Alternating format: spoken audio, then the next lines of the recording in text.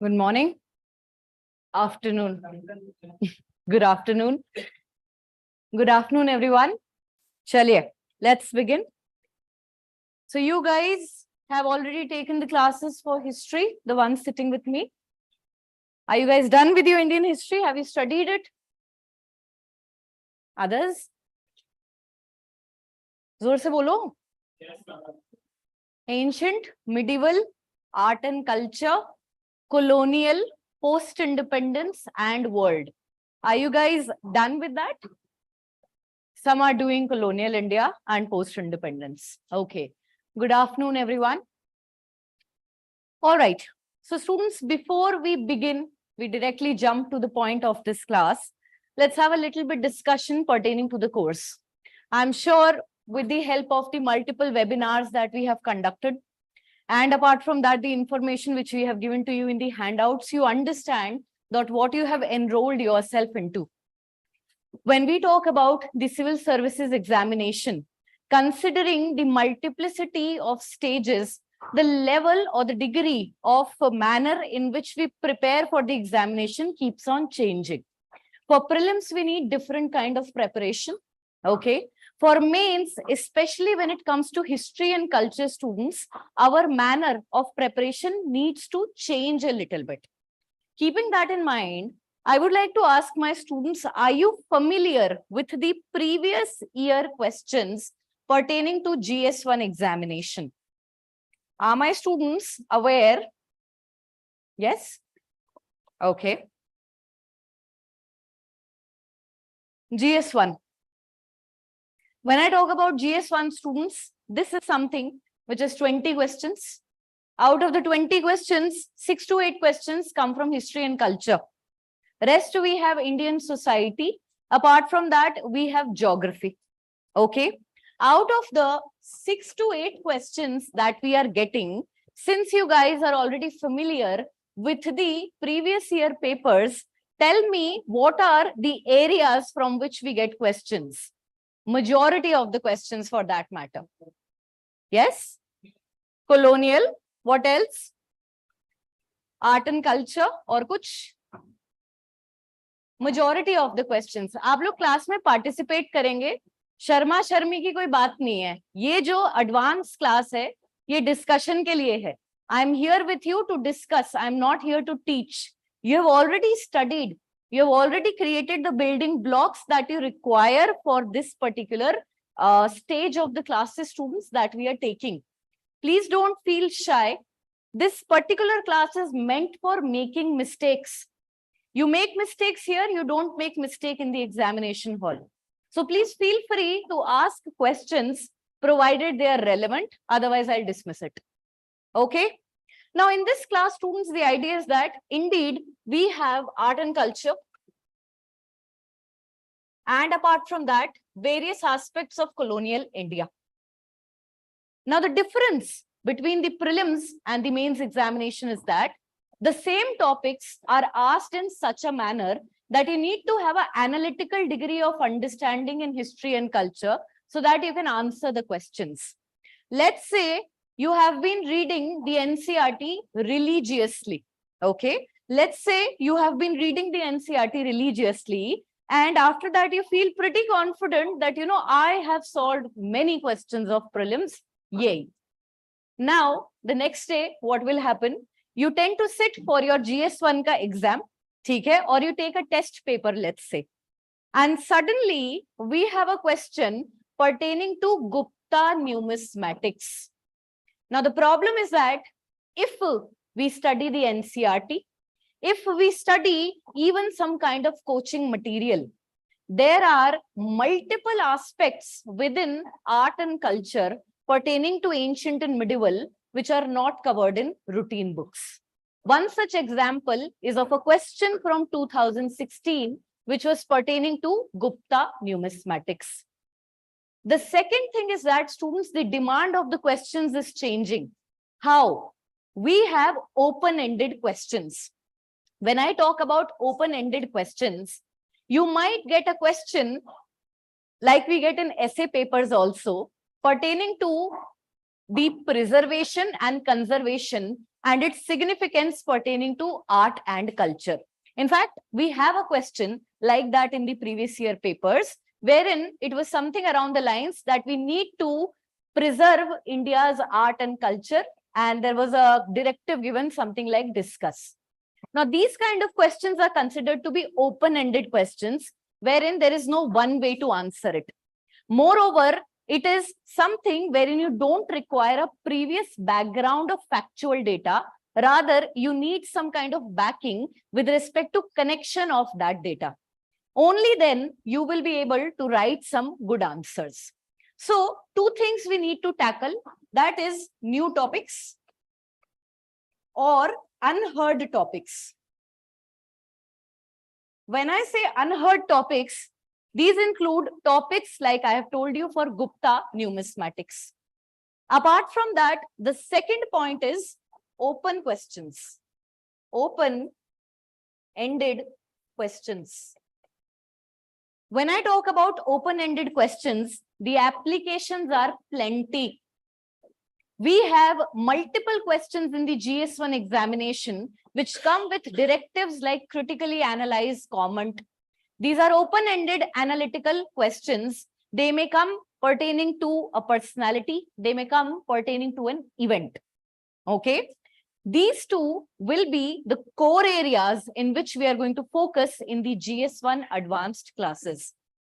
The manner in which these classes will be conducted, students, is that we are going to have a 2-hour session in which we aim to solve 4 questions on a daily basis.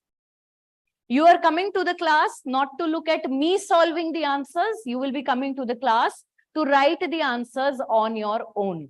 If you are mentally prepared for the same, from today onwards, take a decision कि next class में आना है या नहीं. Advanced class का मतलब simply ये है that you are going to write the answers. I am going to evaluate your answers. Do you understand me? Yes? All right. Apart from that, students, when I talk about my advanced classes, these are distributed into 2 parts, which is 12 classes in total. For 6 classes, we are going to talk about ancient India, medieval India, and art and culture. For the next 6 classes, we are going to talk about colonial India, post-independence history, and world history. I hope all my students are aware of the fact that post-independence and world history anyway are only a part of your mains examination. Yes? So the next 6 classes, students, the idea is to go chronologically.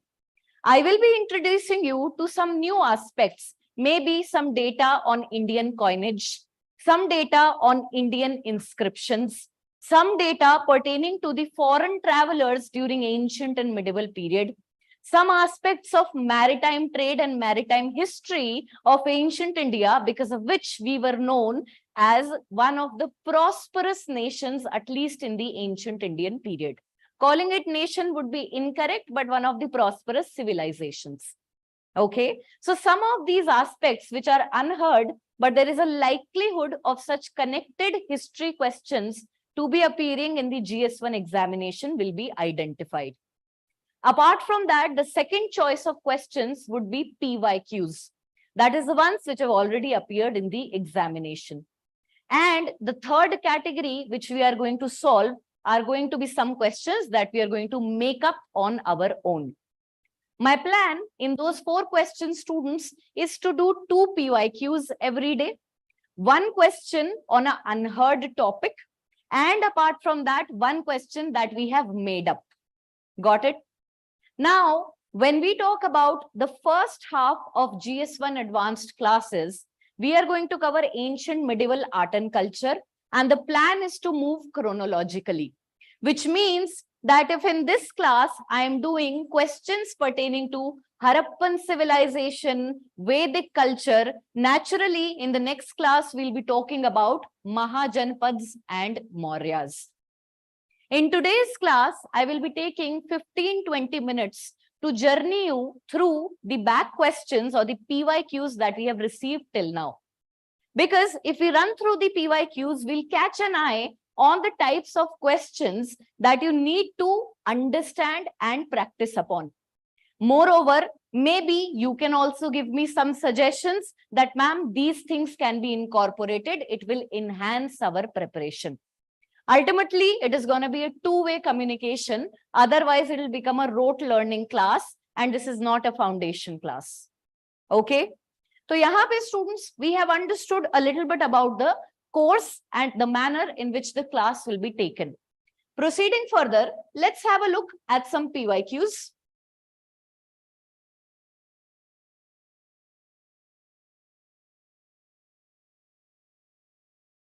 Okay. Where are my original students of the class? I'm sorry, I'm bad with this board.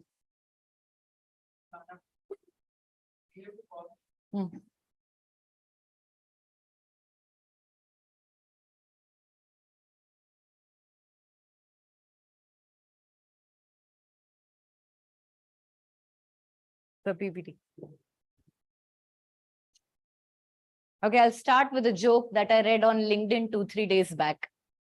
It says that in an organization, your capability to use the virtual tools is indirectly proportional to your position that you held in the organization. The top you are, the least knowledge you have of using the technology. I am guilty of the same. So, PPT चला दीजिए sir. माफ कर दीजिए पहले ही advance में. Thank you sir. करना क्या था? बस. Okay. All right. Let's begin.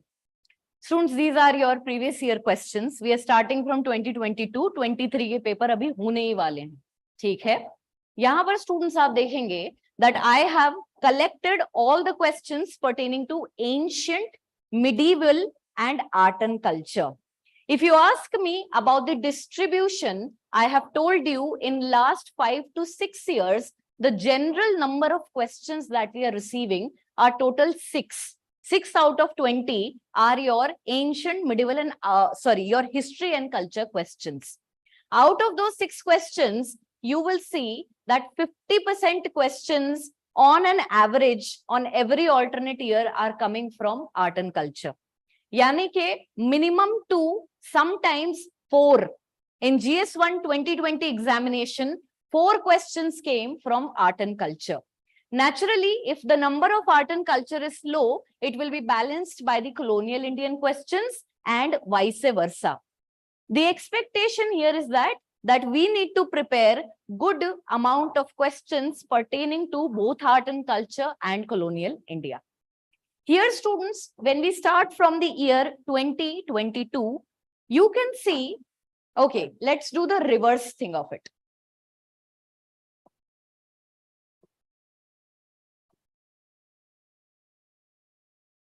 Let's start with 2015. Let's do some reverse engineering. The reason being the level will keep on elevating by the time you reach 2022. Here, students, if we start from 2015, there are 2 questions. Both the questions are pretty easy, straightforward. One pertaining to the Indus Valley civilization, and the second one is pertaining to rock cut architecture. If you look at the composition of both the questions, it is quite straightforward. The reason being, in the second question, as you can see here, we are simply being asked about the town planning and the urbanization features during the Indus Valley civilization. Mesolithic rock cut architecture का question और भी ज़्यादा आसान है, because it is simply talking about rock art.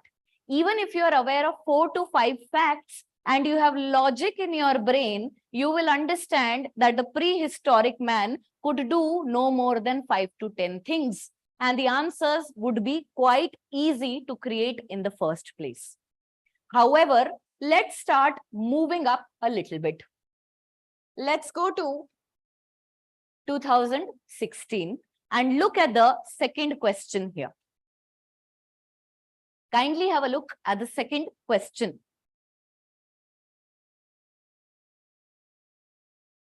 As you can see, the question is pertaining to Buddhist art and culture. The question is saying that early Buddhist stupa art, while depicting folk motives and narratives, successfully expounds Buddhist ideals.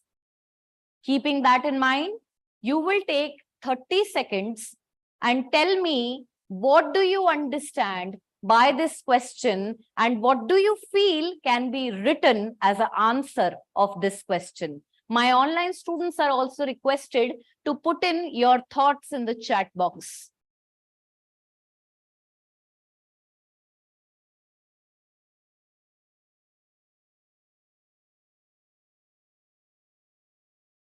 सोचेंगे आराम से, जल्दीबाजी नहीं करेंगे.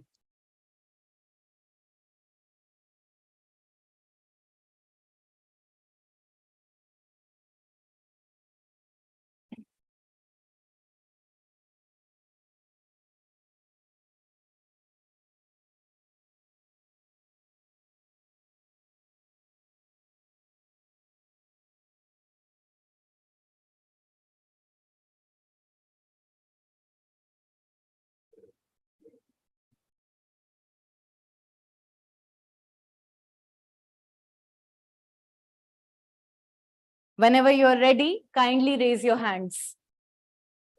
Do participate. There is nothing wrong. I don't allow my students to speak as such in the foundation classes. There are many who are sitting here, ask them.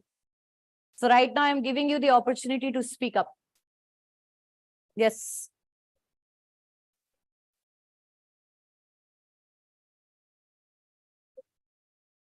Hmm.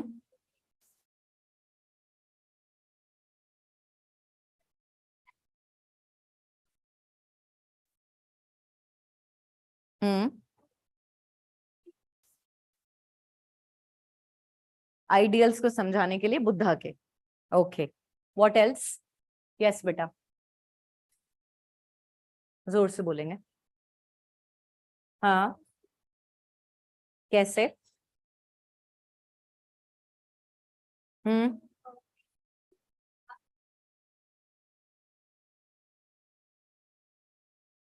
Hmm. Elephant. हम्म. ठीक है. Okay. Yes बेटा. हम्म.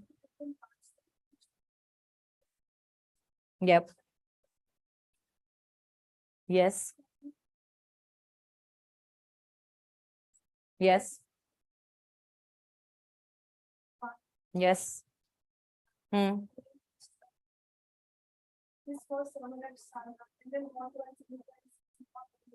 Correct. Yes. Mm-hmm. Correct. Indeed. So there are certain stories when it comes to the foundation of stoop in the first place. Second, stories are weaved via the sculptural panels. Kindly give me a second. I will also see what my online students are writing. Okay.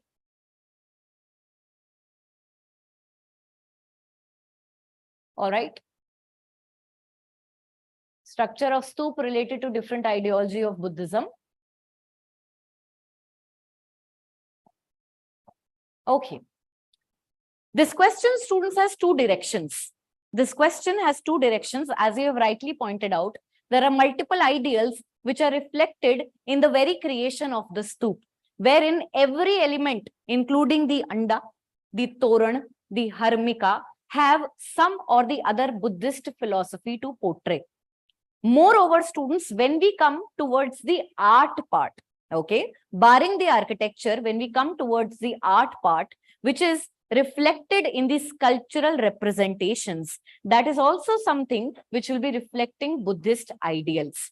In that context, what you have pointed out was the iconic and the aniconic phase in Buddhism. I hope you guys understand that.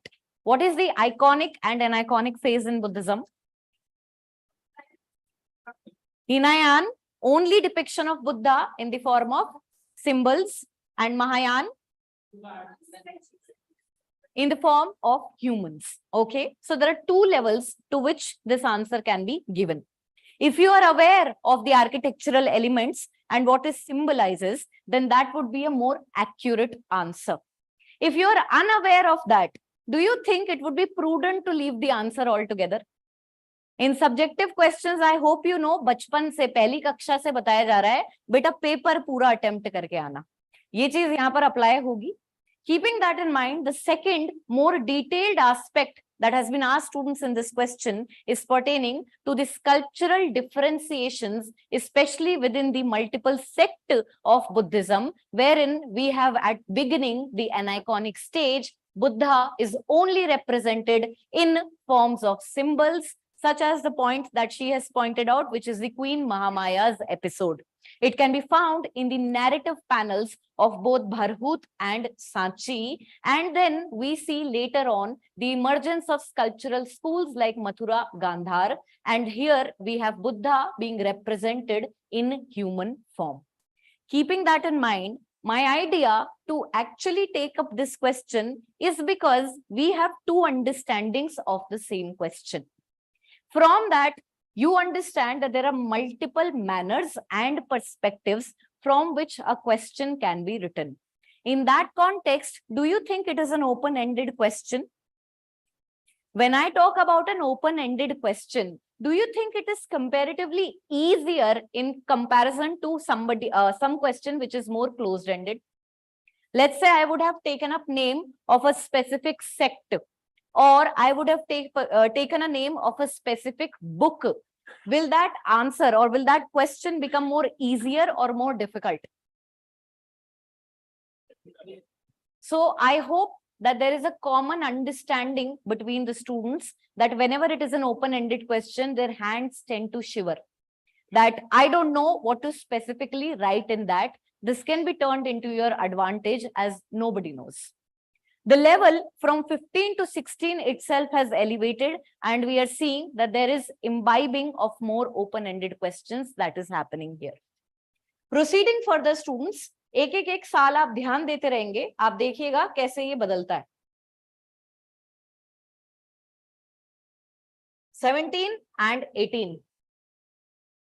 When I talk about my questions in the years 2018 and 2017, first of all, both have incorporated some unheard topics altogether. One is part of Gupta numismatics. ये तो भाई हम सबने सुना है that the gold coins were introduced in India by the Indo-Greeks. The most pure coins were by the Kushan, and the highest number of gold coins were by the Guptas. We were done here. Yes, we were done here. And then comes this kind of question. So tackling it, new topics, some more additional classes that we are taking, we are going to deliver some content in the class itself. Apart from that, look at the second question in 2018. Safeguarding Indian art heritage is the need of the moment. This is again your, क्या classify करेंगे इसे? May be अभी आपको बचपना लग रहा हो कि मैम इतनी बेसिक चीजें क्यों करा रही है, हमारे 10 मिनट भी क्यों वेस्ट करा रही हैं. These classifications are something that are building block for imagining the answer quickly. Today it is 1 hour, tomorrow 5 minutes your answer will be here. So this is an open-ended question, and look at the other one in comparison to that, the first one. Assess the reconstruction, the importance of the Chinese and Arab travelers in the reconstruction of Indian history. I'm sure you must have read the 3rd chapter of NCERT pertaining to the sources of ancient India. However, when medieval India begins, Satish Chandra forgot to write a chapter on the sources of medieval Indian history. We know 1 or 2 odd books, but most of them are written in Persian. Why? Why are most of the books that we encounter in medieval India are written in Persian? Persian was the court language. It was a state language. In that context, when we talk about Arab travelers, this was an area wherein majority of the students, at least at this point of time, students were stuck. The reason being, in market, majority of the mentors say that you need to do selective study in history. Many of the students who have sat down with me, I have told them multiple times that the only way to tackle history would be to read it chronologically and completely in one go. If there are gaps in your story, there will be gaps even if you study extensively. But even if there are basic gaps, then you will not be able to understand it. For instance, many students, due to the multiplicity of regional kingdoms in the early medieval period, tend to leave it altogether. Do you think it has application these days, both in prelims and mains? Any question that you can remember, at least from the prelims examination? This year, early medieval की dynasty और राजाओं के नाम देखे थे आपने? Yes. So, students, when we talk about such kind of questions, can you tell me any points that you may have encountered in NCERT pertaining to Arab travelers, but you failed to take a note of it?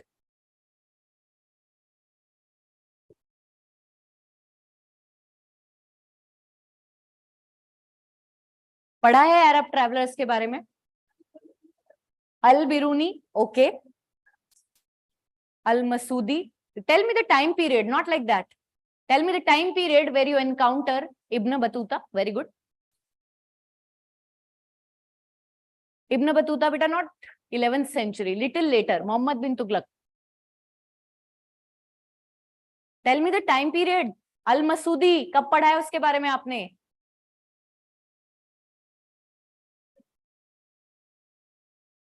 There were three powers during the 8th century fighting for Kannauj as Patliputra had declined.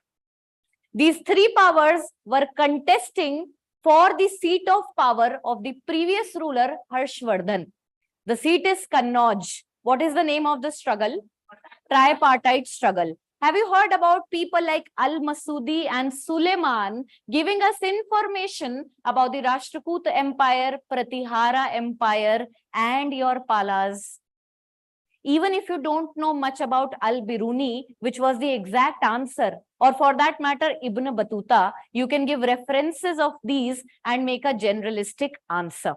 So, another element that would be introduced in the class, students, is that even if you have studied something, sometimes we leave a lot of things due to our absent-mindedness, which is nothing but human. So, we'll be encountering such kind of questions as well.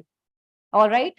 Do you feel that as we are proceeding with years, these questions are getting difficult or easier? आप बताएं, मेरे को तो सारे easy लग रहे हैं. Okay, okay. Easy है? ठीक है. आंसर देने हैं आपको इन सबके कल से. पता है ना? Okay.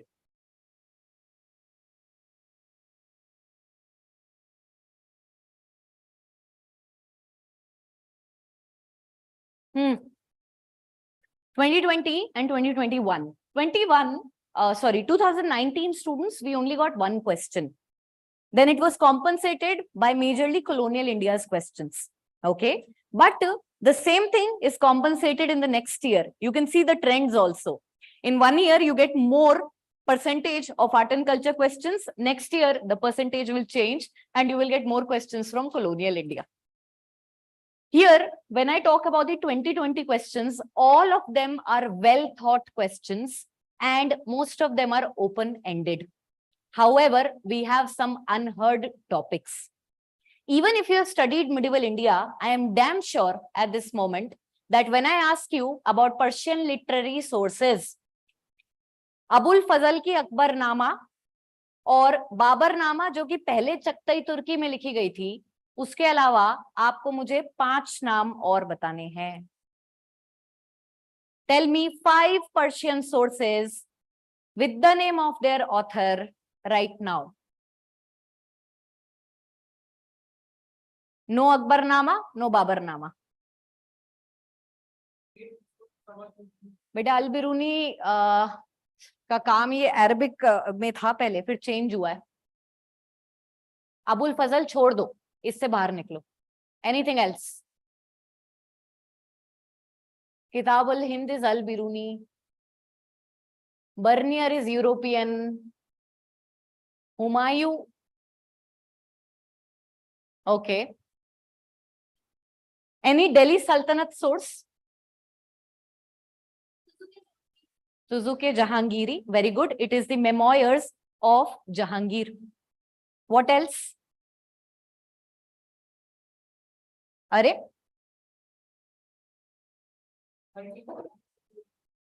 Very good. Tariq-e-Firoz Shahi by Barni. Apart from that, even if you don't remember the historical sources, tell me something about entertainment. Padmavat. We have a book written during the reign of Shah Jahan known as Padshahnama. Has a similar name, but it is not a chronicle. It is the history during the reign of Shah Jahan. Anything else? Okay, tell me some regional sources of the medieval Indian period. राजपूतों के बता दो. एक नाम तो बहुत popular है. One name is really popular. Let me give you a hint. जो 3-4 राजपूत रूलर्स के नाम आप जानते होंगे, उसमें से एक रूलर के नाम पे है ये. Prithviraj Raso. Again, some unheard sources. Moreover, I will assure you, I will give you pointers from NCERT itself that you skipped, wherein you will get more and more Persian sources written. Keeping that in mind, do you think any Bhakti and Sufi related source can be written in Persian? Have I told you names of some? Some who have studied with me, apart from that. Any Sufi sources? Miftah ul Futu, good. That's something else, by the way. Amrit Kund, Hatha Yoga. These are, by the way, all written in NCERT, and you guys just claimed at the beginning of the class, ma'am, we are done. ठीक है? एक base NCERT का तो रखना ही है. Class से पहले जो भी टॉपिक्स होंगे उनको एक बार रीड कर आएंगे. All right? Today, since it's the first class, I will have to anyway start with Harappan civilization.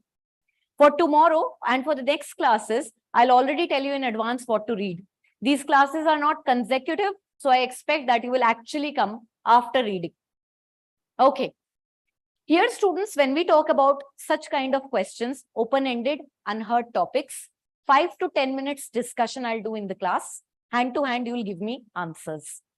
Let's move to the most recent years, which is 21 and 2022. And now you will see how the level is gradually increasing.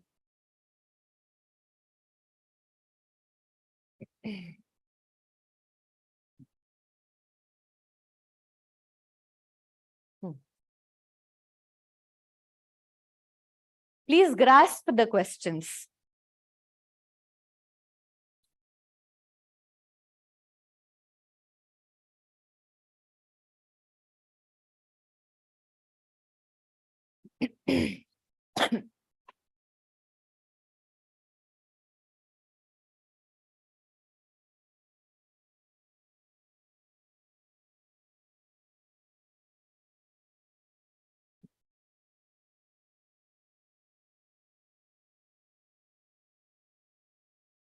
Okay.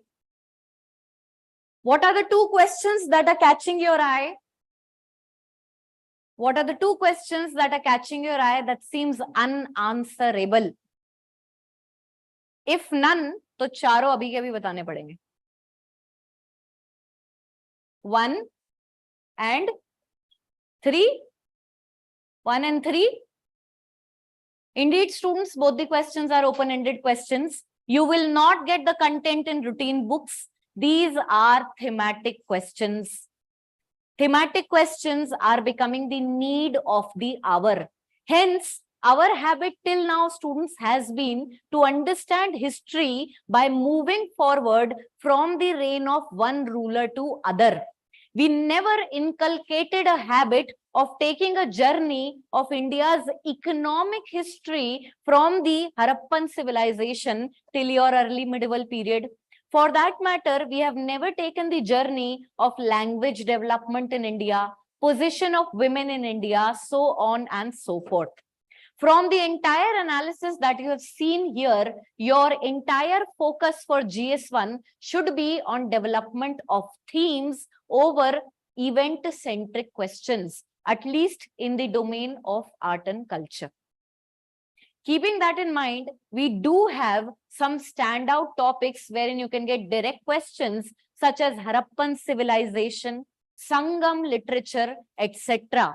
But when you talk about painting, sculpture, temple architecture, Indo-Islamic architecture, development of classical dances and music in India, economy of our country, all of these will be themes. So whatever notes you have till now are all chronological. You will have to shift your lens altogether, and in these classes you are going to work with me and we are going to journey through some key themes that will help us in answering such open-ended questions. Keeping that in mind, students, we have seen the last 5 to 6 year papers till now. As we have observed, there are two categories. देखिए जो सीधे question आते हैं उनके लिए नहीं पढ़ा रही हूं मैं आपको, वो तो आप आई एम श्योर कर लेंगे, जैसा कि हमारा सेकंड वाला क्वेश्चन है, discuss the contributions of Gupta's and Cholas in Indian heritage and culture. मंदिर बता देना, इनके पेंटिंग बता देना, अजंता वगैरह हो गया. यस बेटा, yes it's okay, will do that, will discuss it letter.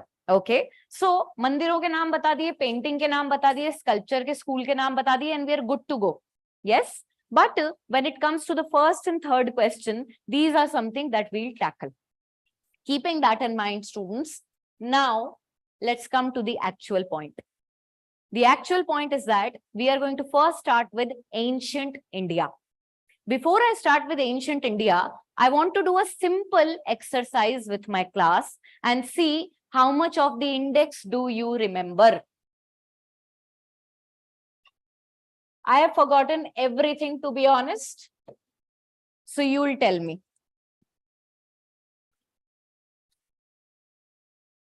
Bharat का इतिहास कहीं से तो शुरू हुआ होगा, है ना? तो बता दो. Stone Age, perfect. Next topic, please. Bronze Age civilization, first urbanization in the country, that is Indus Valley civilization. I am happy that you're using all the points here, students. This is something which will help you in jotting down a chronological history. And then we have, of course, IVC wala naam. Chalcolithic cultures, very good. Tell me something, are Chalcolithic cultures after IVC? No, they are contemporary to IVC, but they will be living much later after the decline of IVC. Can you name one Chalcolithic culture which is contemporary? Ahad culture in Rajasthan. Perfect. Chalcolithic cultures. I'll write it completely for my online students. Okay.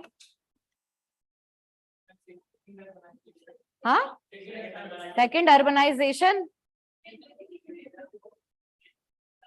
अरे बीच में इतना बड़ा time period है. We have the advent of Aryans, which will lead to Vedic period. Is Vedic period only Vedic period? Something else? Two parts, Rig Vedic and later Vedic. Rig Vedic period called Rig Vedic because Rig Ved was created. The other three Veds are created in the later Vedic period. Hence the division. So Rig Vedic plus later Vedic period. Proceeding further. Second urbanization. Second urbanization, students, in our country happened in the Indo-Gangetic Doab region. And after that, we see three processes happening simultaneously. One second. Second urbanization happens in 600 BC, which leads to three processes happening simultaneously. Tell me quickly. सबसे पहले तो ma'am empire बन गए हमारे पास में. The first thing is that we have emergence of Mahajanpads. Okay.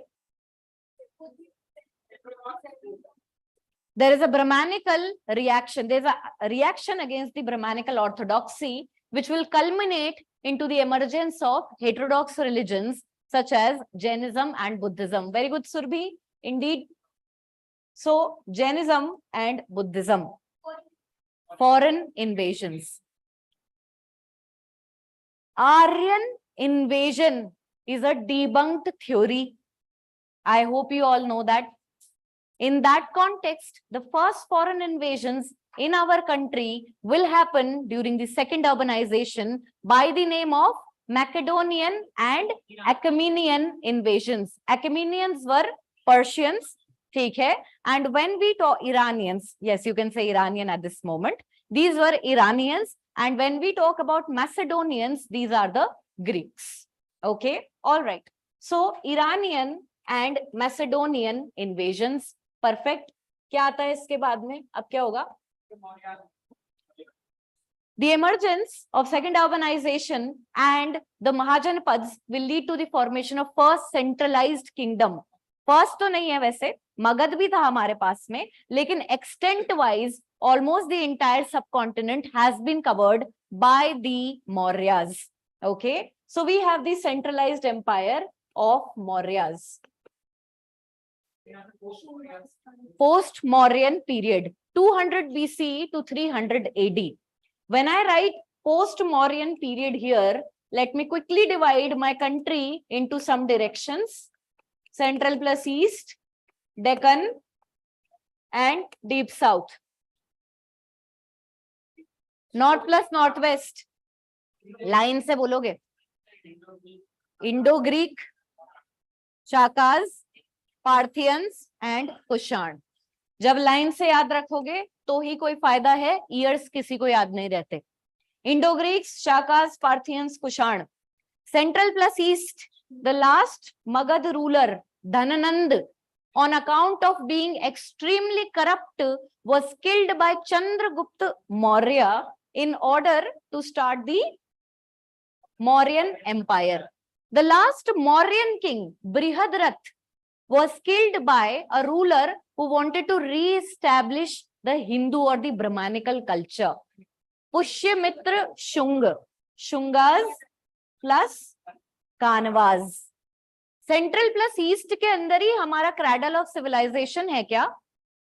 When I talk about center plus East, is this the area that can be considered in ancient Indian period to be the cradle of civilization, students? Yes. Barring IVC, the entire ancient Indian period will be flourishing from an area known as Patliputra. Patliputra is in Bihar. As far as I know, Bihar is in East India. Yes? Okay. Deccan, Satavahanas. Deep South में, the same time period, first of all, is known as Sangam Age, approximately. Okay? So, Sangam Age, reflected by the coming of three powers: Cholas, Cheras, Pandyas. Okay. What now? Ma'am, there were too many regional empires. It was high time that we have another central empire in our country, which will be manifesting in the golden age of India with the beginning of Gupta Empire. Perfect. ये बताओ, post Guptas, बस पहले तो मुझे तीन पड़ोसी बताओ आपस में अपने. Post Guptas, give me the ruler 600 to 700. Hun? Harshvardhan. That is the decline bit of Guptas. We do have Hun. It is not wrong, but I am talking about the main powers here. Okay? Harshvardhan. Harshvardhan के चेहरे का हर्ष किसने उतारा था? आई whole inscription में लिखा है Pulakeshin II ने. He was a Chalukyan ruler. Harshvardhan, Chalukyas, and the third power is Pallavs. Perfect. और भी है छोटी मोटी पावर्स, हम तो मेन को डिफाइन कर रहे हैं. All right. 750 to approximately 950. Sir का हाँ वो तो आ गया, पावर तो बताओ. Tripartite struggle for Kannauj is happening, ma'am. Patliputra declined during the reign of Harshvardhan only. So we have Rashtrakoot, Pala and Pratihara covering almost the entire Indian subcontinent. Okay. So Rashtrakoot, Palas, Pratiharas. If I talk about the breakup of the Pratihara Empire, it will happen around 10th century AD. Can you tell me what will take place of the Pratihara Empire? क्या? Rajput clans. हाँ, Rajput clans. Tell me one or two. हाँ, Tomar, very good. Chauhan, Gehdawalas, Chandelas, Parmar, ठीक है. Gohillas, सिसोदियास भी आएंगे आगे, ठीक है. सिसोदियास कहाँ के रूलर थे? मेवाड़ के रूलर्स थे. Perfect. So we know that what is going to happen here. From the 10th century onwards, वैसे तो in between 9th to 10th century, there are few major powers re-emerging in Deep South. Approximately 9th to 10th century, Imperial Cholas, what else? Pandyas, Pandyas तो हैं ही. Cheras, Imperial Cheras. Okay. And anybody else? Have you heard the name of Chalukyas of Kalyani? Very good, Shweta. Chalukyas of Kalyani. सुना है क्या नाम? घबरा तो नहीं रहे हो यार? ये तो इंडेक्स है. This is the index of ancient India. Okay. So we have Chalukyas of Kalyani. They rose on the ruins of Rashtrakutas. Rashtrakutas had killed their ancestors and then they revived. Okay. Now, can you tell me who will replace these people? Who will replace these people around 11th to 12th century? Very good. Online बच्चों ने तो बता दिया answer. अब आप बताएंगे. विजयनगर. 10वीं century में हम. It's 14th century. Kakatiyas, Hoysalas, Yadav of Devgiri. कहानी सुनाई थी ना अलाउद्दीन खिलजी की. देवगिरी की राजकुमारी को तुम क्या जीतोगे अलाउद्दीन. याद रखेंगे इससे आप लोग. The 10th 11th century, we have multiple regional dynasty students coming up, replacing the imperial Cholas and the Chalukyas of Kalyani. We have Hoysal. We have Kakatiya, we have revival of Kadamba. Apart from that, we have Yadavs of Devagiri. You will have to have some information pertaining to them with respect to art and culture.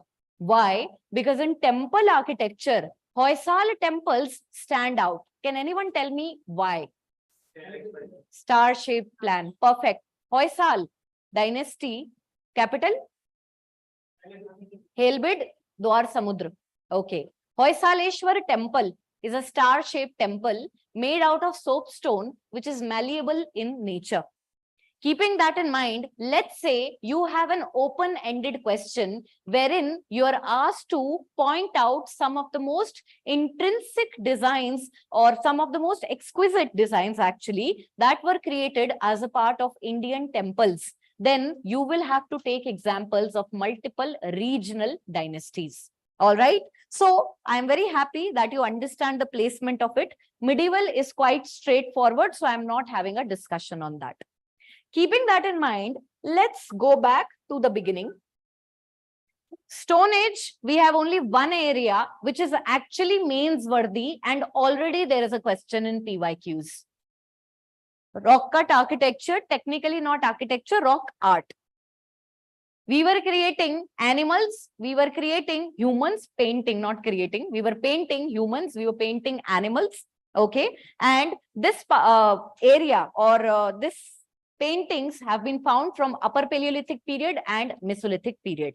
So the first topic, students, which is worthy of a GS1 question is rock art that we have pointed out. Today, I am going to discuss only 3 topics and इसमें अपन अंदाज लगा लेंगे कि किस type के सवाल बन सकते हैं. सारे एस्पेक्ट टच कर लेंगे. ठीक है. अब इसके अंदर कुछ क्वेश्चंस मैं आपको क्लास में कराऊंगी, बाकी जो हैं आप सेल्फ प्रैक्टिस करेंगे. रॉक आर्ट में से अब हमारे स्टोन एज पीरियड में से there is only one question which is a likelihood which is rock art. Do you have anything else in your mind? Do you think we can get questions on stone tools? Have you ever got questions on stone tools? Do you think we can get questions on the sites of Paleolithic period? Prelims में आए? मैंने तो नहीं देखे. Stone Age students is not asked in the examination. I hope you are aware of that. Yes, there are no questions worthy apart from rock art. Proceeding further, let's talk about the IVC. What are the different areas in which you feel the questions can appear? Quickly. Town planning सबसे पहले है, ठीक है मेरे पास में. Okay. So ये urbanization है. Urbanization is depicted by town planning plus trade. आगे बढ़ो इससे. कुछ और बताओ. क्या? Socio cultural. क्या होता है सोशियो कल्चरल? सोसाइटी. क्या होती है सोसाइटी? क्या लिखोगे सोसाइटी में? Cast and gender. आ गई कास्ट एंड जेंडर यहाँ पे अभी. Then inequalities. Is it something that is associated to art and culture? How? Ma'am, the only sources of Harappan civilization are sculptures, as the script hasn't been deciphered. Keeping that in mind, these are aspects of history, but we get a question on sources from which you derive the social, economic, and political history. Hence, the expected topic will not be socio-political history. The expected topic will be seals and sculptures. According to me, these are the two areas. Now, UPSC did an innovation in this one. The innovation, students, was that they asked you to point out those practices that are still prevalent in contemporary times. This is one question which we are going to tackle in the class. All right, one variation of it. Second variation was done once again somewhere around the year of 2013, wherein they gave you names of Greek and Mesopotamian civilization to make you feel that now you need to also study ancient world history. My question is, do you? It's practically impossible. So we're going to take up that question also, and I'll tell you how, without even the information of Mesopotamia and Greece, we are going to answer this question. Okay. Apart from that, the third topic, जिसमें से chalcolithic नहीं, इसको देखेंगे. The third topic, students, would be your Vedic period. In the Vedic period, one of the most classic questions can be the transition from Rigvedic to later Vedic to Mahajanpad period. Why do I say that? Why transition? What is the process that you are experiencing while journeying through this time period?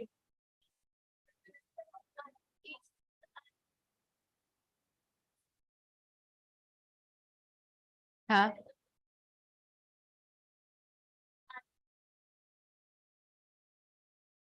ठीक है.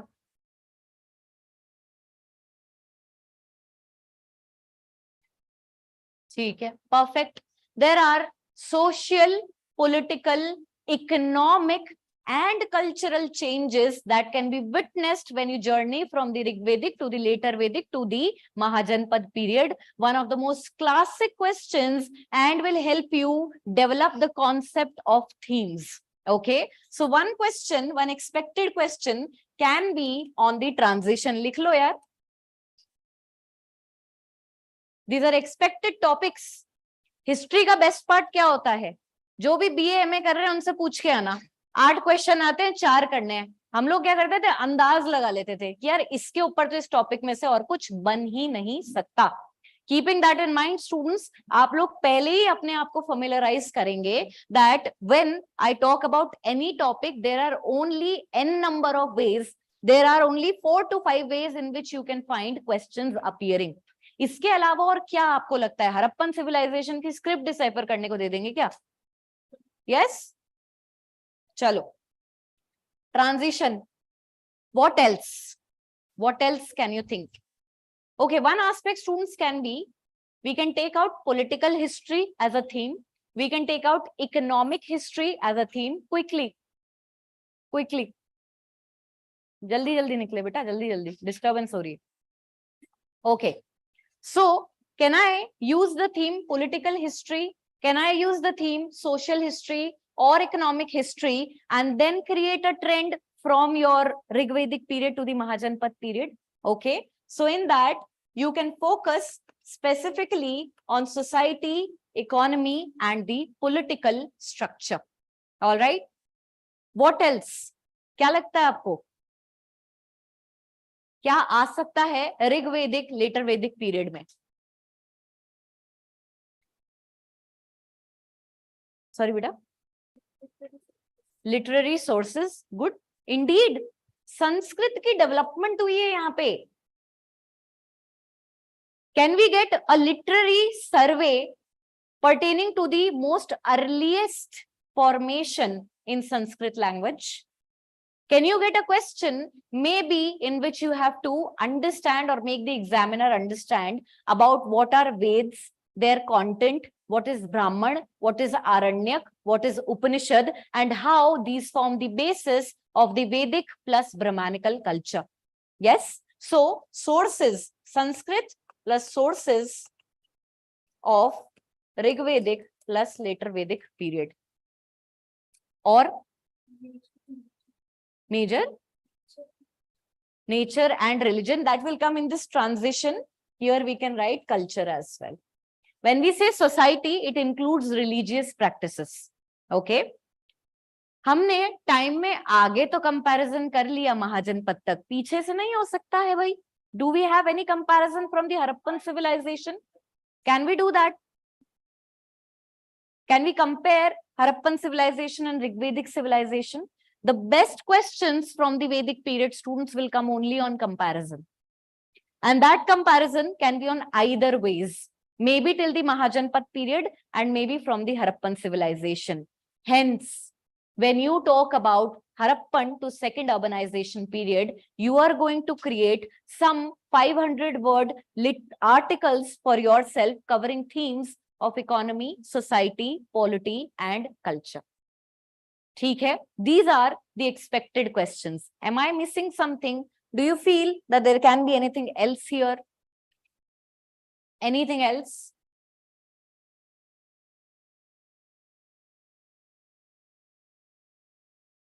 Yes? एक minute बेटा, एक minute. हाँ जी. More mainland areas. That's not a full-fledged question. Can be incorporated any answer. Because I understand, okay, you're saying from Indus Valley civilization, how we went to Bihar and all expansion. Something else, more. The issue of horse. I think that's more of a prelim-centric single point, not something that can turn. Yes, we are talking till Vedic period. अभी ऋग्वेदिक later वैदिक पे ही है, heterodox नहीं आया है.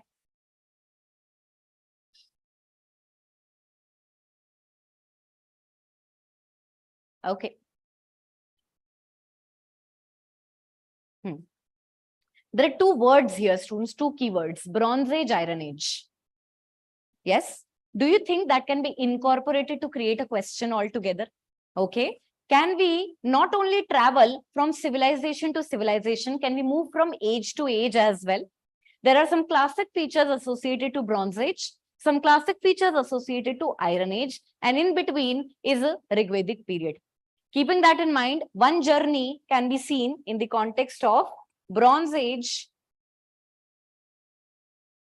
to Iron Age. These are the some areas that I have identified till now that can be juggled multiple ways in order to create different kind of questions. Okay. In today's class, we start from the first topic, that is rock art. For rock art, we'll take up the previous year question itself. Okay. Should I show you the question? Do we have any doubts, any confusion till now? Any additions you want to do? आप पूछो.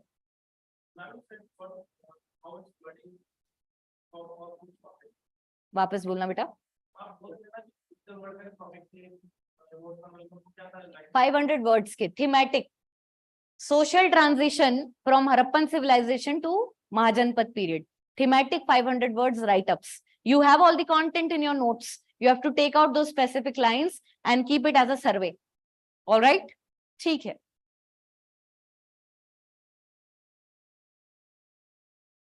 the rock cut architecture represents one of the most important sources of our knowledge of early Indian art and history.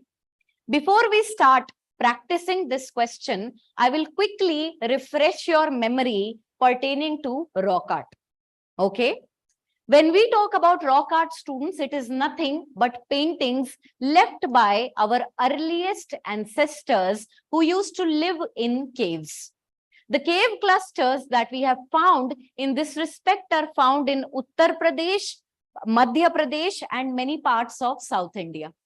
Keeping that in mind, the biggest cave cluster was Bhimbetka. Apart from that, we have earliest discovery in UP by the name of Sohahi Ghat. The people who are associated with the discovery of these rock paintings are V.S. Vakankar and A.C. Carlyle. When I talk about my rock art, the earliest specimen in India comes from the Upper Paleolithic period. However, the biggest cluster, students, of the rock paintings will be coming from the Mesolithic period. M mane meso, M mane mini. Everything in the Mesolithic period was tinier in size, be it the stone tools, be it the paintings. When I talk about my themes, the themes are mostly depicting hunting and gathering scenes. It'll be important to note that the hunting scenes are mostly presenting men, whereas the gathering scenes mostly represent women. What do you understand by this? Social roles. Already there are genderized roles in the Paleolithic, in the Stone Age period itself. Keeping that in mind, the more, what you can say, manual strength-related tasks were given to men, whereas the easier tasks of gathering the forest produce were given in the hands of women. Apart from the hunting and gathering scenes, do you think these scenes can help us in understanding anything about the flora and fauna of our country? Multiple animals are depicted, and this shows us what animals we hunted and with the help of what animals we hunted the other animals. Keeping that in mind, animal domestication, I hope you all know, had begun during the Mesolithic period. Okay, we have beasts of burden and we have animals we are going to eat, and then we have animals who are going to protect us.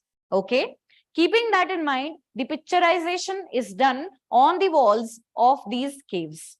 Hunting scenes, gathering scenes, gender roles are represented, and apart from that, sometimes you find images of mundane activities such as women playing with children.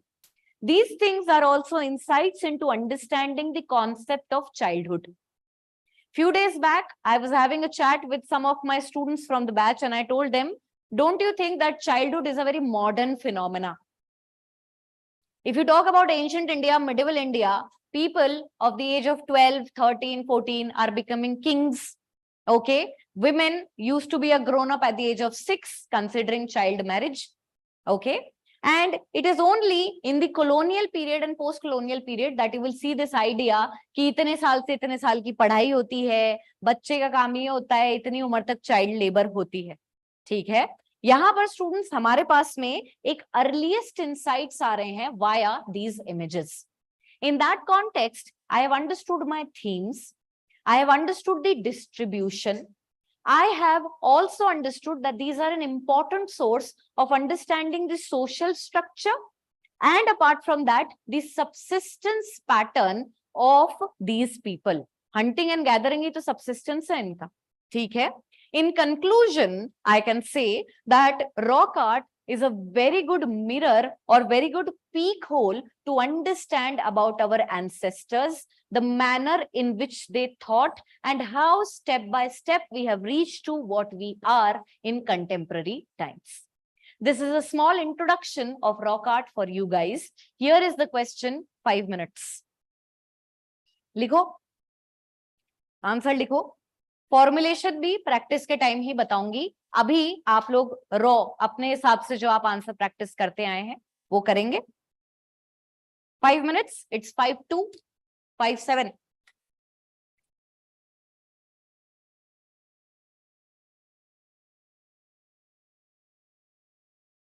Question is in front of you, Mohammed. Good morning, beta.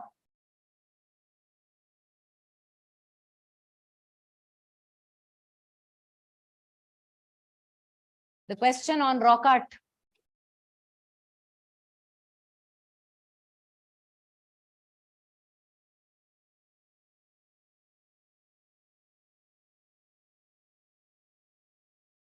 I'm sorry. I did a mistake. This is the question. 2015. Mesolithic rock cut. This is the question.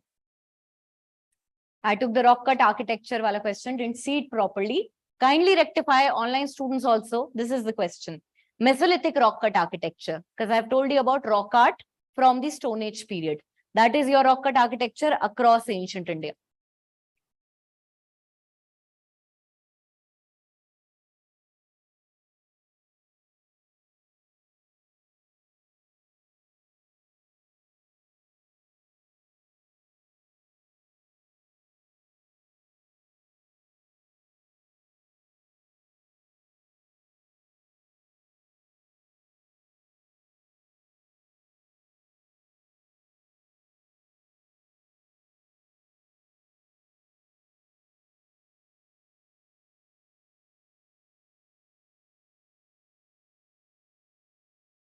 There's a twist to the question. Let's see how you encounter it.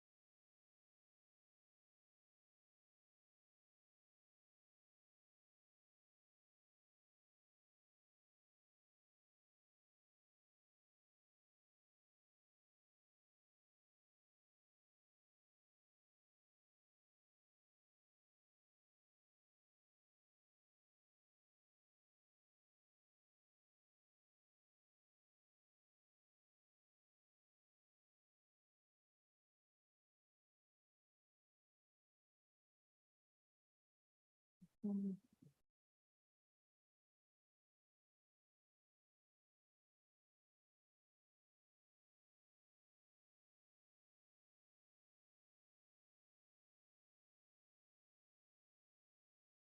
up.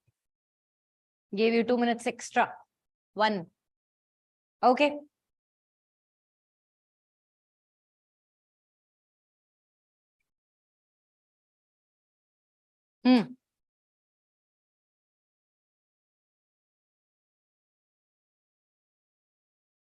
Students, historically, it is suggested, and it is a very popular dialogue, that the pen is mightier than the sword.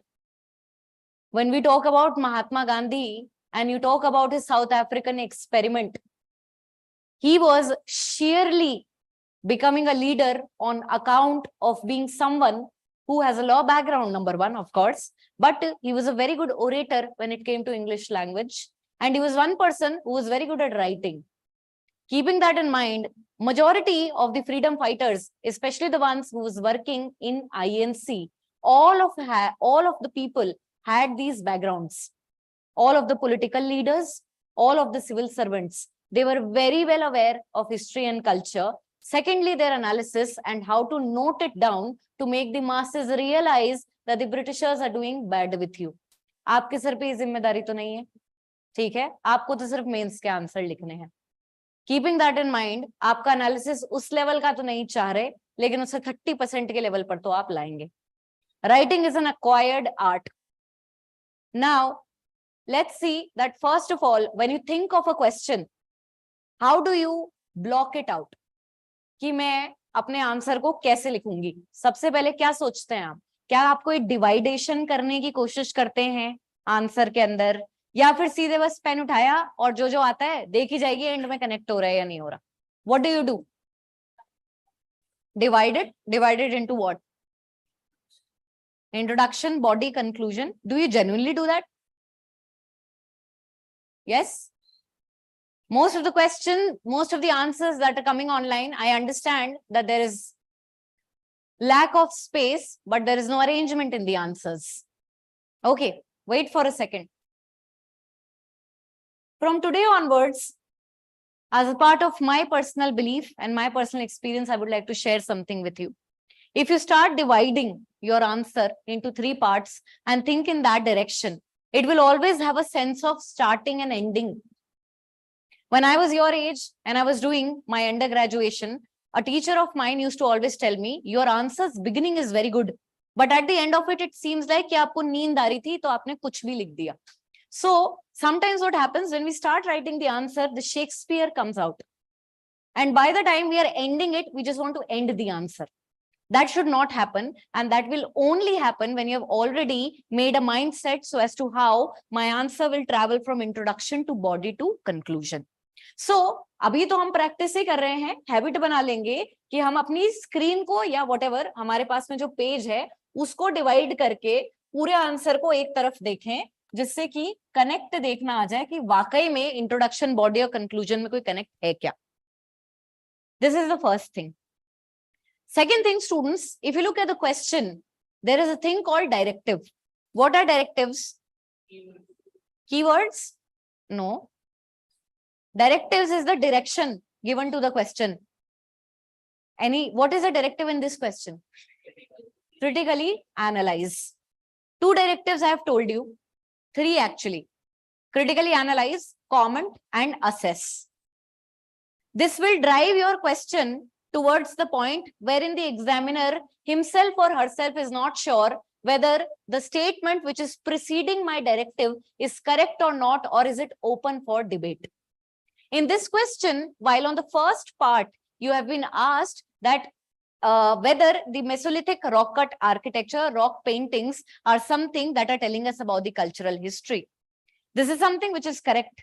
And we are going to substantiate it by writing down 4 or 5 lines about how it helps us in understanding the history of prehistoric man. But the second part is tricky and it is open for debate. It is saying that the rock art man or the prehistoric man had a finer aesthetic sense when it came to the creation of paintings in comparison to modern paintings. In that context, first of all, I would like to hear your viewpoints. Yes or no?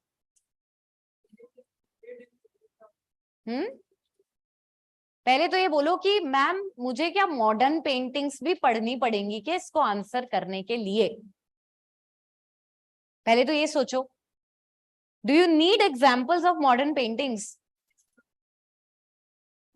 मुझे तो नहीं चाहिए.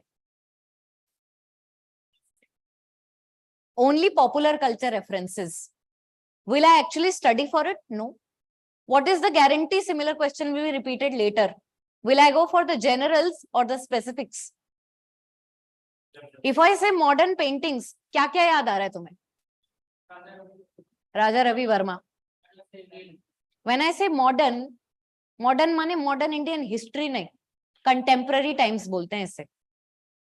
In the contemporary times, there was a news very popular on social media. There was a white background and somebody drew a black line in between. And that painting was sold for crores. It's called abstract painting. Yes, it's called abstract painting, a concept quite popular in contemporary times as art is meant to confuse you. ठीक है? When it comes to aesthetic, there are two types to it. A painting or any art form should generate an emotion in you. भाव, रस, ये जो concepts हैं, ये सब art form से associated हैं. यहाँ पर क्या हो रहा है स्टूडेंट्स? अगर आप रॉक पेंटिंग्स को देख रहे हैं तो वहां पे एस्थेटिक शब्द का कॉन्टेक्स्ट बन रहा है how naturalistic the depiction is. Whereas in modern paintings, we see that the concept of abstract is becoming very popular. I have not read anything about this question. I was just sitting with you guys and thinking, what can I tell you in this? One concept is this. Second, we have a lot of folk art, which is still very much flourishing in India. Can you tell me examples of one or two folk art paintings? Madhubani, Bani Thani, that is Rajput schools of paintings. They have a historical background. Okay, we can take that. More of folk paintings, which are associated to communities and tribes. Kalamkari. Sorry, Warli. अच्छा एक बात बताओ, वर्ली का अच्छा example रहेगा क्या यहाँ पे? कैसे? सिमिलैरिटी है रॉक आर्ट से.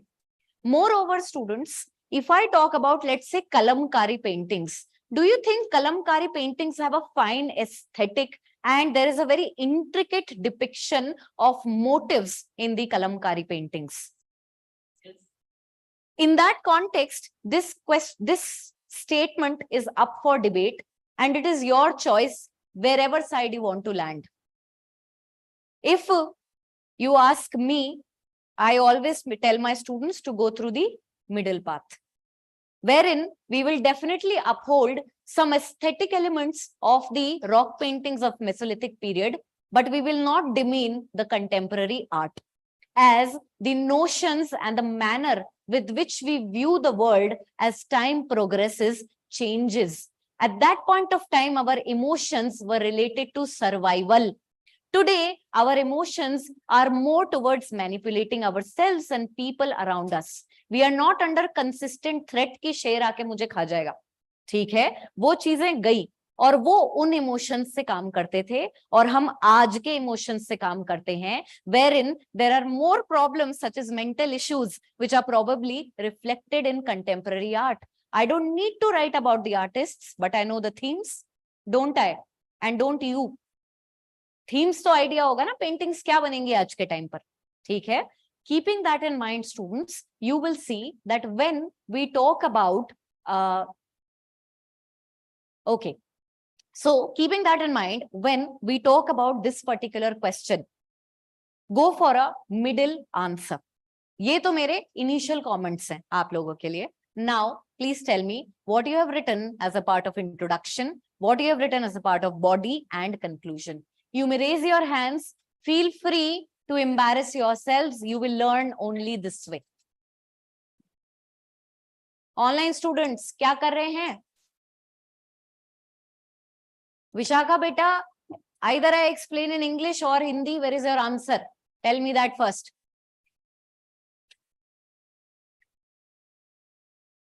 Yes. Shweta, Mohammed, Shrishti.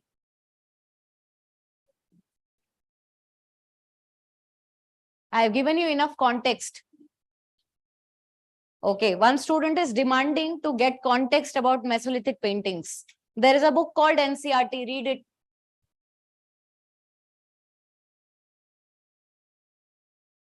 बोलो 5 मिनट दिए थे ना. अरे इतना घबरा क्यों रहे हो यार आप? I think I am the most friendliest person. Am I not? Yes, please. Feel free. जोर से बोलेंगे बेटा थोड़ा सा.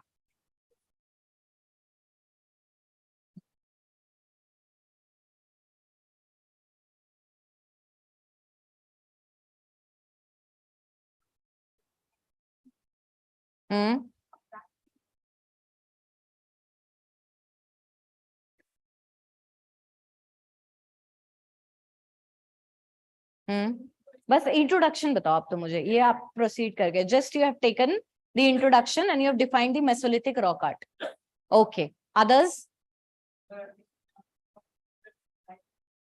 जोर से बोल बेटा.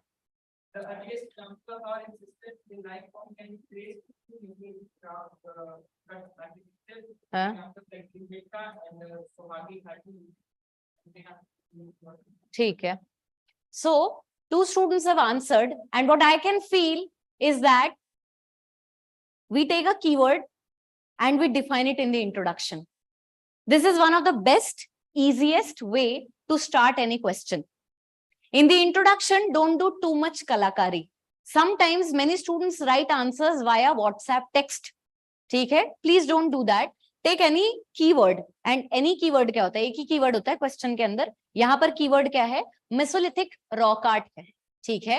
Mesolithic rock art है. When I talk about Mesolithic rock art, I will simply start by saying that even my ancestors or the earliest man was interested in leaving traces about themselves.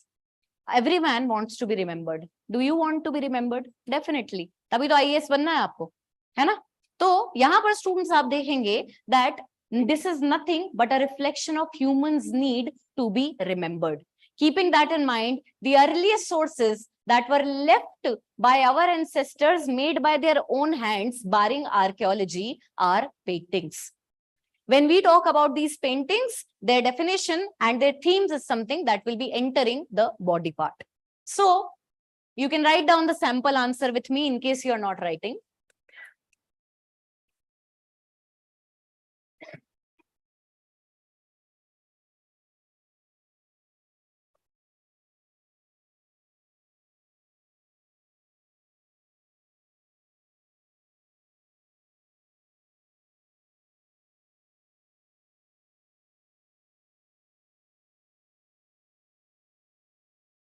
Paintings are the earliest form of expression associated to the humankind. Plethora of rock paintings were left behind by the early man or Stone Age man, which gives us insights into the mindset of prehistoric people. Do you guys practice in the UPSC answer sheets? Oh, sorry, Mohammed, I misinterpreted that. Okay, yes. Do you guys practice in the answer sheets? Can you tell me अंदाज से कि कितने sides use करते हैं तो 150 words का answer बनता है, and how many sides do we need to use in order to make it a 250 word answer? हाँ, अंदाज से जितनी भी हैंडराइटिंग है फिर भी अंदाज. 2 sides 150, third side it goes 350, 250. All right. ठीक है. Body. There are 2 aspects to the body in this question, and one is open for debate.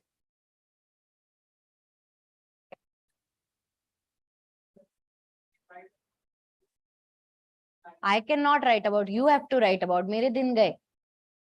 You tell me what you will write about and formulate the answer. Don't give me कि हम क्या लिख सकते हैं. आप please arrange करके बताओ. मुझे आपका आंसर सुनना है. I want to hear the answer. एक सेकेंड बेटा. Okay, on YouTube, Ayush has also given an introduction. Good, you have also defined Mesolithic paintings, beta, and the places wherein they are found. You can leave the themes for the body section. वरना उसमें क्या लिखेंगे? Yes.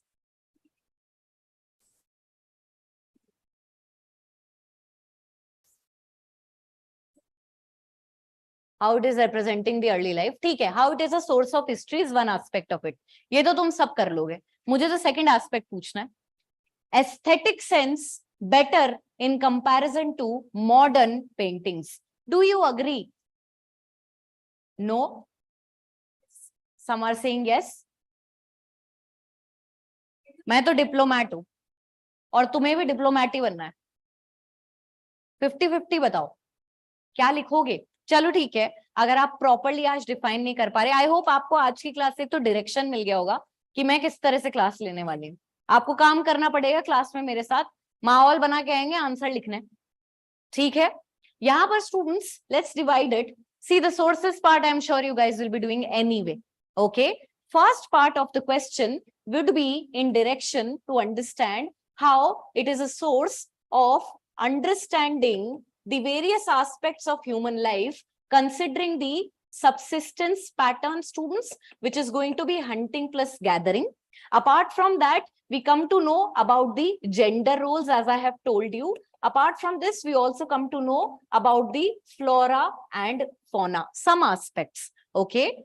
Barring it, tell me about the second part of the question. That is, do you think that the aesthetic of the rock paintings is better in comparison to modern paintings?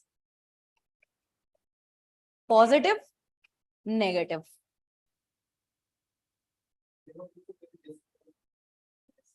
They were using very basic colors. Okay.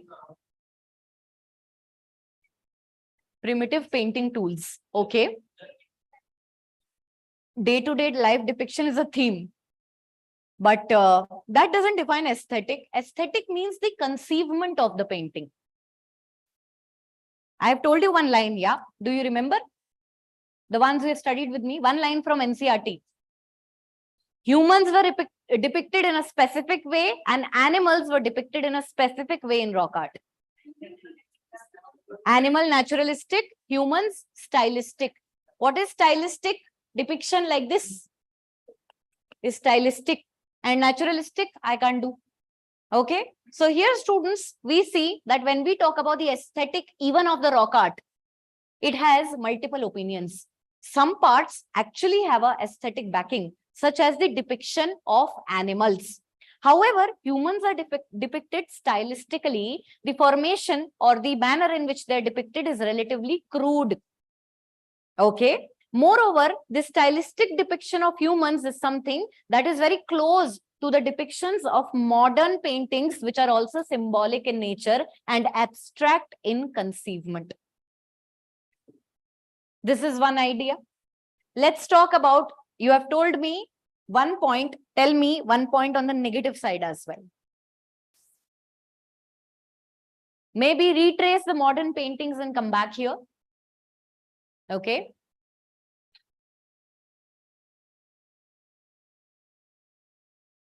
All right. You may hear one answer which has been written by one student. Shweta has written that the paintings depicted in contemporary times are becoming abstract, hard to interpret, whereas Mesolithic paintings had relatively simple topics depicted in a naturalistic manner, easy to interpret. Even the color scheme of the Mesolithic paintings is simple in comparison to modern paintings. This is one point that she has written. Do you agree, disagree? Discussion करो ना. ये तो open ended question है बेटा.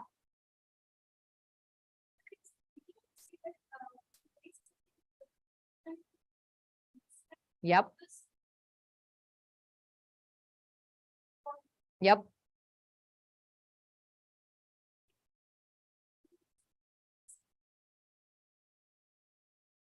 Hmm. Hmm. Hmm.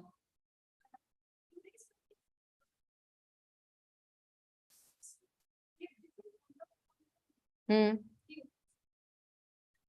ठीक है. I'll give you a write-up. हाँ जी. The intent of the painter is indeed changed considering the changing emotions in the contemporary times. Okay. Students, you will talk about a survey starting from the Mesolithic period. Okay. Leave the history portion and talk about the modern Indian paintings. You can tell them that maybe I'll tell you I am more philosophical by nature. I would say something like time is cyclical in nature, hence the themes are repeated. When I talk about human beings, the sadness for one may be because उनका stone tool टूट गया, आज मेरा iPhone खो गया, ठीक है? तो एक emotion तो same है ना, we are both unhappy, and the depiction can be done in multiple ways. One idea is that time is cyclical in nature, hence the representation of themes is repeated. When it comes to the aesthetic sense, it doesn't depend on the time period, it depends on the painter. Some painters are bound to create abstract paintings, whereas when I talk about my Mesolithic art, since it is from the prehistoric period, it is relatively simple. However, the depiction of animals is done in a naturalistic manner, and that helps us in clearly identifying the fauna of that time period. Coming to the modern times, while abstract themes are dominating, there are many naturalistic styles of painting depictions. For instance, we have paintings which have a finer aesthetic sense in the folk art region or in the folk domain of India, such as Kalamkari paintings. Can I give one example? Can I also talk about Tanjore paintings? These are very late paintings of 18th, 19th century. Tanjore paintings yaad hain aapko? Made out of gold. Very finer aesthetic sense. So what I have done is, I have to first of all divide my answer into two parts. This will already take good 60 to 70, maybe 100 words. Okay. Keeping that in mind, considering my word limit, I will talk about the intent of the painter and I will talk about the cyclical repeated themes. Moreover, I'm going to talk about the concept of abstractness being not only a part of modern Indian paintings, also reflected in the previous periods and vice versa. It's an open-ended question with multiple directions. Feel free to negate it. जोर से बोलो बेटा.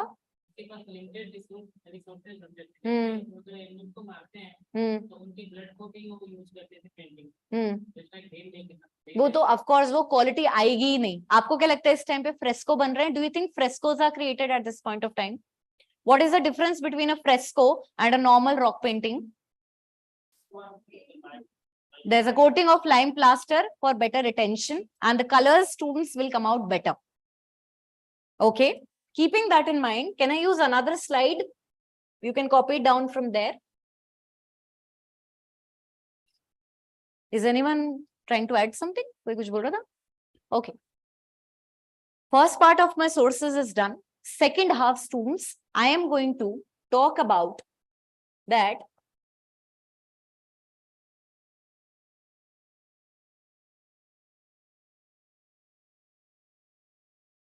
Okay, let's place it.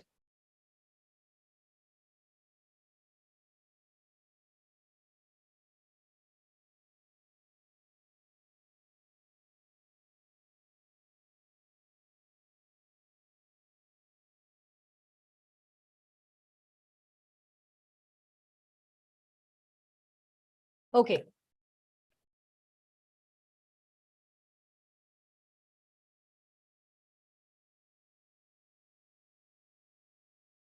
The Mesolithic paintings are historically considered to have a fine aesthetic sense. However, it would be wrong to suggest that they supersede contemporary or modern paintings in terms of aesthetics.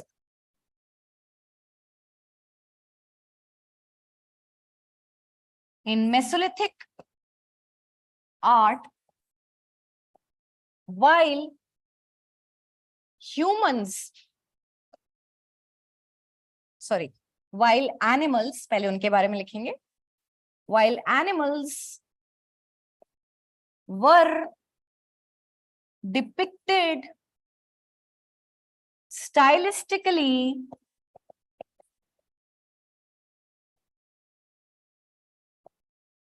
naturalistically. I'm so sorry. Please correct it.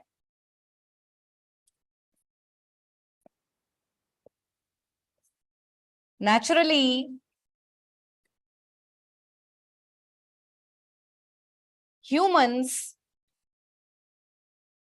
had a stylistic representation.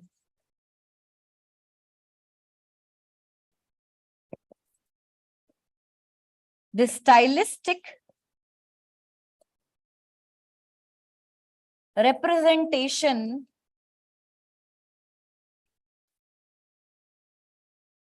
resonates with contemporary. Can I narrate it? This stylistic representation resonates with the contemporary abstract depiction of art, the contemporary abstract depiction of art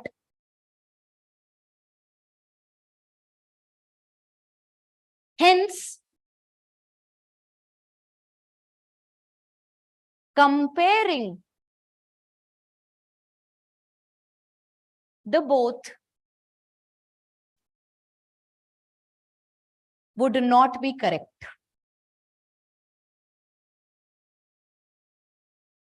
Furthermore,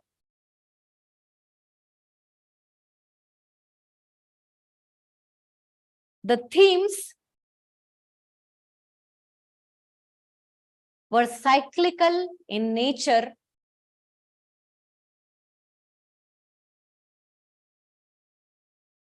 and the technique or conceivement, technique mat likho, and the conceivement of the painting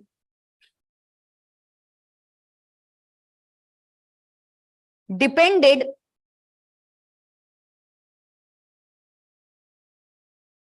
on the painter or on the artist. For example,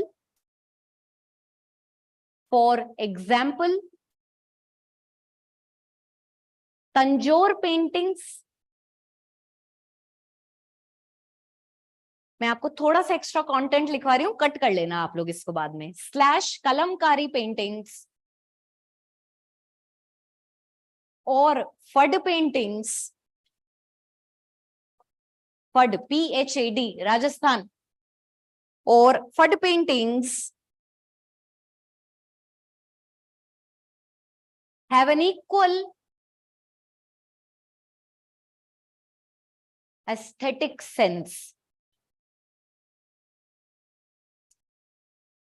एक और comparison लिखेंगे on the basis of tools and the painting material that we are using. The Mesolithic artists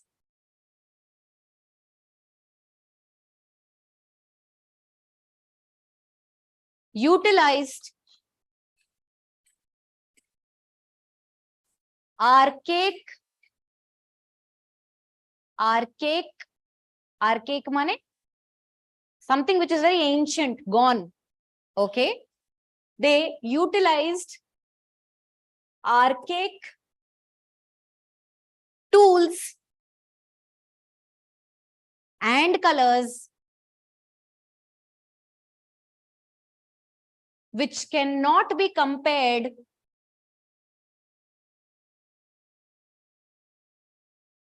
to the tools used by contemporary artists,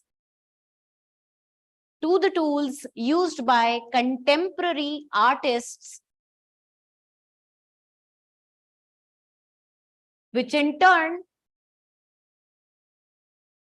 elevates the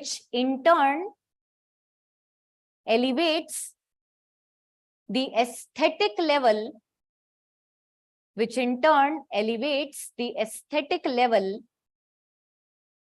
of the latter.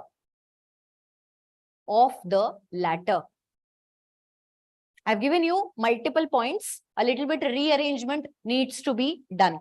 Here we have compared the ancient paintings, specifically the Mesolithic paintings, to the modern paintings on the basis of theme, intent of the painter, and the tools that we have.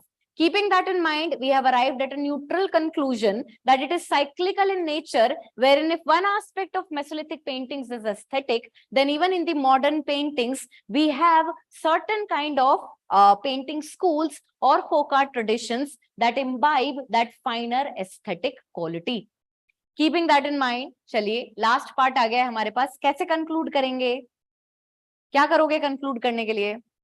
या खाली छोड़ दोगे? Yes, बेटा.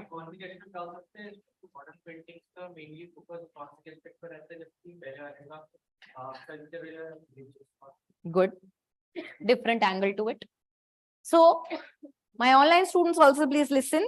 We have one aspect given by a student, and that is when we talk about the ancient Indian paintings, or if we talk about the Mesolithic paintings, the idea is to formulate them in the form of sources, like to show what we are doing. However, in the modern times, we have an economic aspect to it, wherein we want to sell the paintings, and that also defines what the public likes. According to that, the artist is creating their art.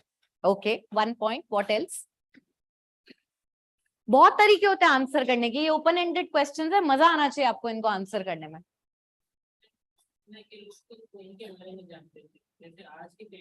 हाँ जी.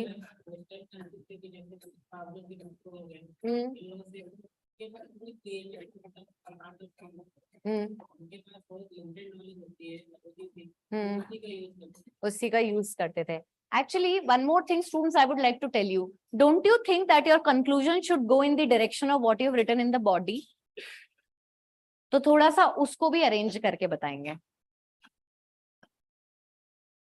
Because your points are correct, they are innovative, but it should have a connectedness to the body of the answer as well, wherein we have a neutral point. So you need to show me, at least in the conclusion, whether the point which is written in the question regarding Mesolithic people having finer aesthetic is true or not. थोड़ा उस direction में सोच के बोले. जल्दी, time is running.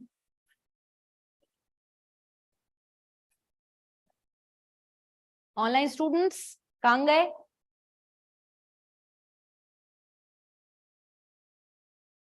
Our discretion and scope of innovation is not much.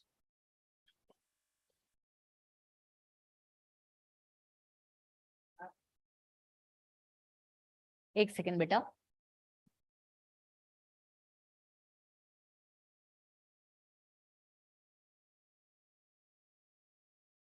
Yes.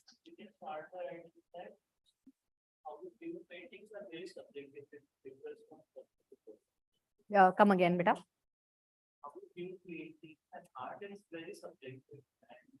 Okay, beauty lies in the eyes of the beholder. Okay. Okay. I'll give you a generalistic neutral. Oh, yes. Sorry, beta. We can talk about preservation because it's a very good source. But the idea is that we have to ask, compare the aesthetic quality. That's it. So the question is not demanding that aspect. Okay, let me give you a neutral conclusion, then you can work around it. Okay, maybe I can write that hence, therefore, whatever any filler word. From the above information, as he has pointed out, the painting, the aesthetic quality of a painting depends on the perspective of the onlooker. That's a good point that can be incorporated. Considering the paucity of tools and the paucity of themes for the Paleolithic or the Mesolithic man, as he has pointed out, the themes will be limited, whereas there are n number of themes in the modern times. Hence, even making a comparison between the prehistoric painting and the contemporary paintings seems unreal. I would say that. If you feel anything else, कि comparison होना ही क्यों चाहिए? ये तो बहुत अलग चीजों का हो रहा है. अगर रॉयल पेंटिंग्स का भी हो तो समझ में आता है. Why Mesolithic rock cut art? Yes. So this would be my conclusion. I'll give you this perspective. You can work upon it. If you have something else, feel free in the next class to share. Okay, लिखेंगे.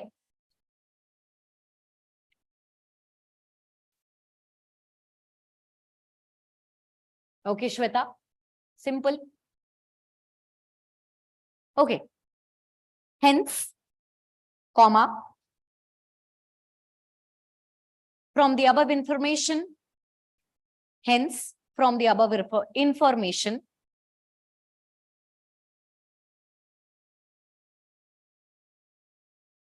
it should be concluded. Firstly, first point, the aesthetic quality of a painting lies in the judgment of the onlooker.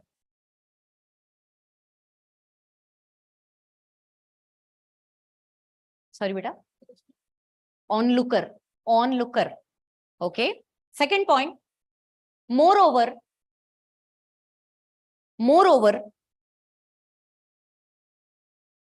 considering the paucity माने कमी, okay, considering the paucity, paucity of both tools and themes,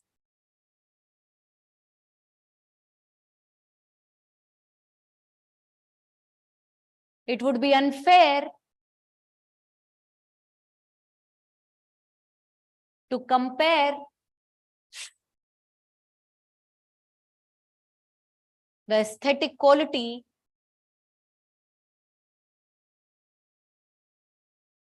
of an ancient to modern painting,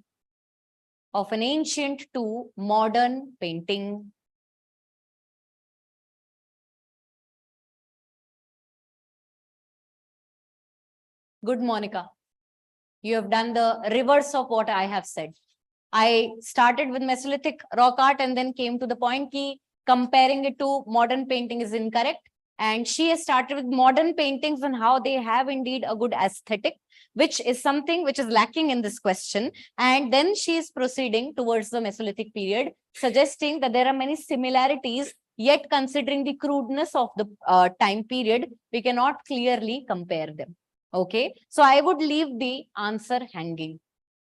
I would not give a clear-cut answer here that yes or no, precisely because art has no measurement.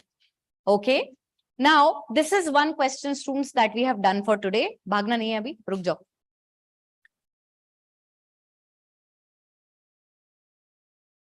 The next class, students, is something I think we are going to have that class on Saturday.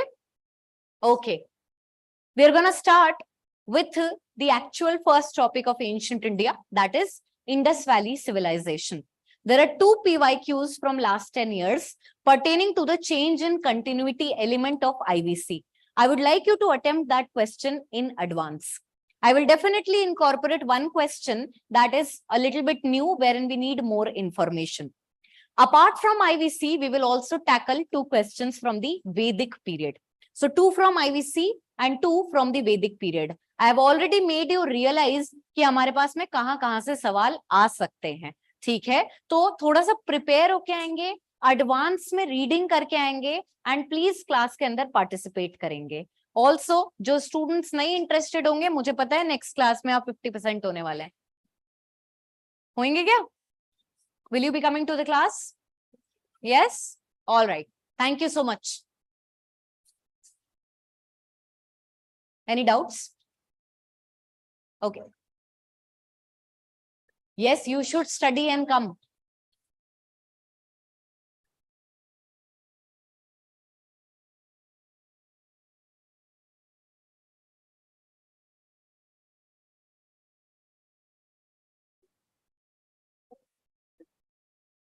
Thank you.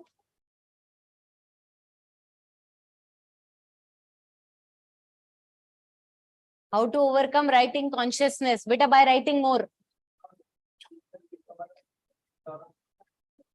Mohammed, beta, you text me on Telegram. I'll talk to you. Directly to advanced. Source for IVC, NCERT. NCERT.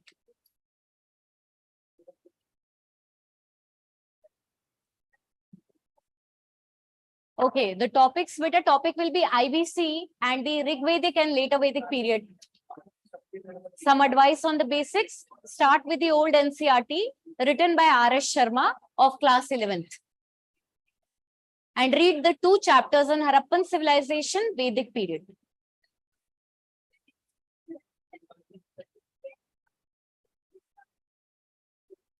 Anything else? All right, thank you.